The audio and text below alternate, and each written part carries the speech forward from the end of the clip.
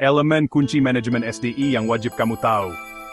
Baik, ayo kita bedah elemen-elemen penting dalam manajemen sumber daya manusia. Anggap saja ini panduan cepatmu untuk mengelola orang di tempat kerja. Entah kamu menjalankan bisnis, memimpin tim, atau sekadar ingin tahu bagaimana organisasi bekerja. Memahami elemen-elemen ini bisa sangat meningkatkan kemampuanmu. Pertama, desain pekerjaan. Bayangkan kamu sedang menyusun puzzle. Setiap keping mewakili peran yang berbeda di perusahaanmu. Tugas apa yang perlu dilakukan? Keterampilan apa yang dibutuhkan? Bagaimana alur kerjanya? Ini sedikit seperti memastikan setiap posisi itu bermakna, efisien, dan membuat orang tetap termotivasi.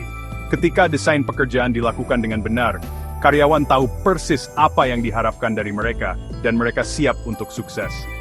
Sekarang, mari kita bicara tentang analisis pekerjaan. Disinilah saya memakai topi detektif saya. Analisis pekerjaan berarti menggali lebih dalam detail setiap posisi. Apa sebenarnya yang terlibat dalam pekerjaan itu, sehari-hari? Keterampilan dan kualifikasi apa yang dibutuhkan? Saya melihat tugas, tanggung jawab, kondisi kerja, dan bahkan alat atau teknologi yang diperlukan. Tujuan akhirnya, untuk membuat deskripsi pekerjaan dan spesifikasi yang jelas.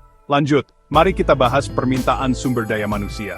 Ini semua tentang memprediksi berapa banyak orang yang saya butuhkan, dan keterampilan seperti apa yang diperlukan, baik sekarang maupun di masa depan. Misalnya, jika perusahaan saya meluncurkan proyek baru, saya perlu bertanya, apakah kita punya cukup orang? Apakah kita perlu merekrut spesialis, atau melatih tim kita saat ini? Ini seperti memeriksa dapur saya sebelum memasak, memastikan saya punya semua bahan yang tepat sebelum saya mulai. Berikutnya, ada pasokan sumber daya manusia. Disinilah saya melihat bakat yang benar-benar tersedia, baik di dalam maupun di luar organisasi. Secara internal, saya mungkin punya karyawan yang siap untuk promosi atau perubahan peran. Secara eksternal, saya mungkin perlu merekrut wajah-wajah baru dengan keterampilan baru.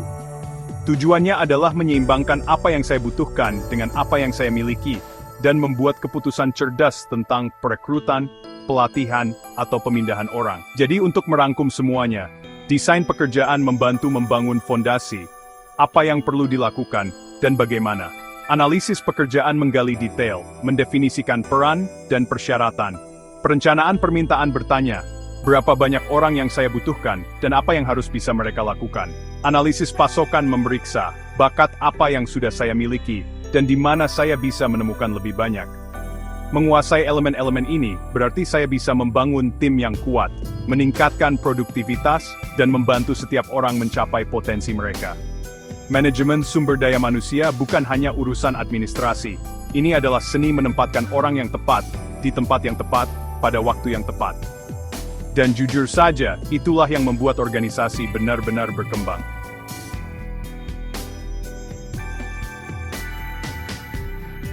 Jika kamu merasa ini bermanfaat, pastikan untuk menekan suka dan berlangganan untuk wawasan bisnis praktis lainnya.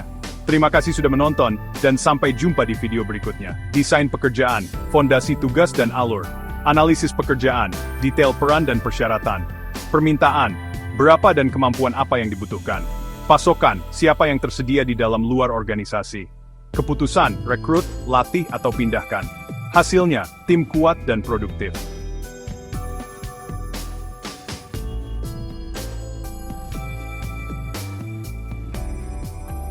Ingat, menempatkan orang yang tepat di tempat yang tepat adalah inti manajemen SDI. Lakukan desain, analisis, perencanaan permintaan, dan cek pasokan dengan rutin. Itu yang membuat organisasi berkembang. Suka dan subscribe untuk konten serupa. Nyalakan notifikasi biar tidak ketinggalan. Sampai jumpa di video berikutnya.